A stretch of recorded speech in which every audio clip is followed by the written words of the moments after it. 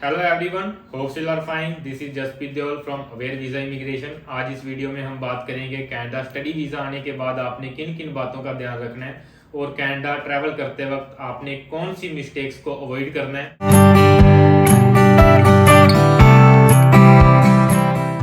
सबसे पहले मैं आपको बताना चाहता हूं कि काफी स्टूडेंट्स ये सोचते हैं कि कनाडा स्टडी वीजा पासपोर्ट पे स्टैंप होने के बाद उनको कनाडा में एंटर करने से कोई नहीं रोक सकता।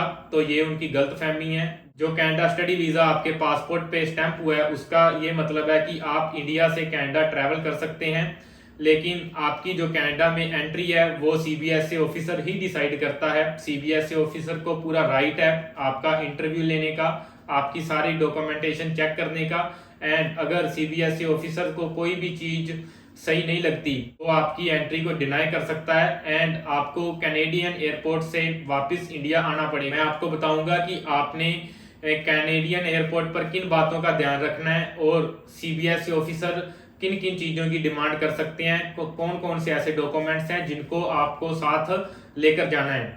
जो सबसे मेन बात है, आप इंग्लिश बोलने में कैपेबल होने चाहिए। जो भी आपका आइल्स में स्कोर है, लाइक अगर आपके आइल्स में 6 है तो आपकी जो इंग्लिश है वो 6 बैंड स्कोर वाले लेवल की होनी चाहिए। ऐसा नहीं होना चाहिए कि आपका आइल्स में 6 स्कोर है, आप वहां एयरपोर्ट पे इंग्लिश सही तरीके से नहीं बोल पा रहे।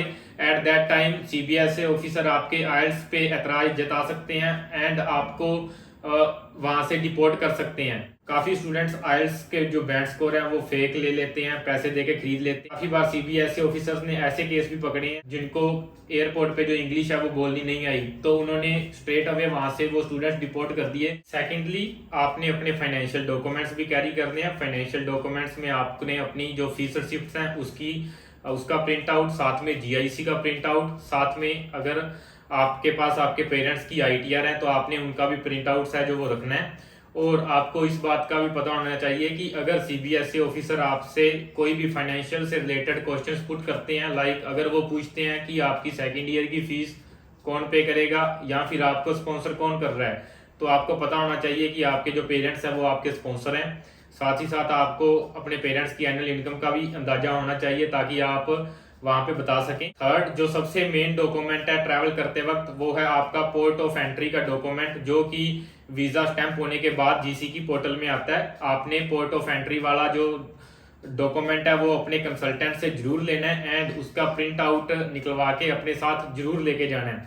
मेनली वीजा ऑफिसर इस डॉक्यूमेंट की डिमांड जरूर करते हैं, तो ये डॉक्यूमेंट हर हालत में आपके साथ होना ही चाहिए। आपके पास अपना मेडिकल भी होना चाहिए एंड ट्रैवल करते वक्त आपने ये भी ध्यान रखना है कि आपका जो मेडिकल है वो जीसीकी पोर्टल में अपडेट होना चाहिए और ये एक्सपायर्ड नहीं हुआ होना चाहिए।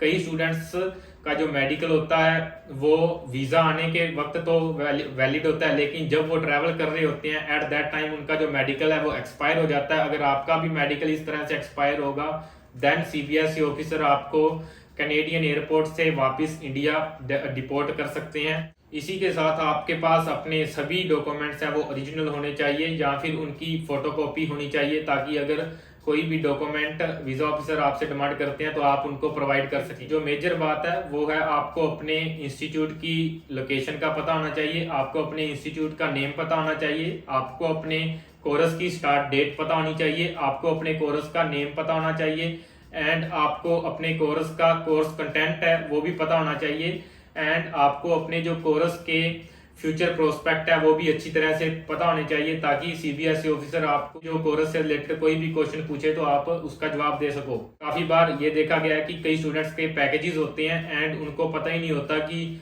उनका किस कॉलेज या किस कोर्स में वीजा आया। उनको इस बार ट्रैवल करते वक्त ही पता लगता है, क्योंकि कई कंसल्टेंट जो डॉक्यूमेंट्स है वो ट्रैवल करने से कुछ दिन पहले ही देते हैं। तो आपको अपने कोर्स एंड कॉलेज डिटेल्स का अच्छी तरह से पता होना चाहिए सो दैट आप सीबीएसई ऑफिसर को के पूछने पे सारी डिटेल्स अच्छी तरह से बता सको।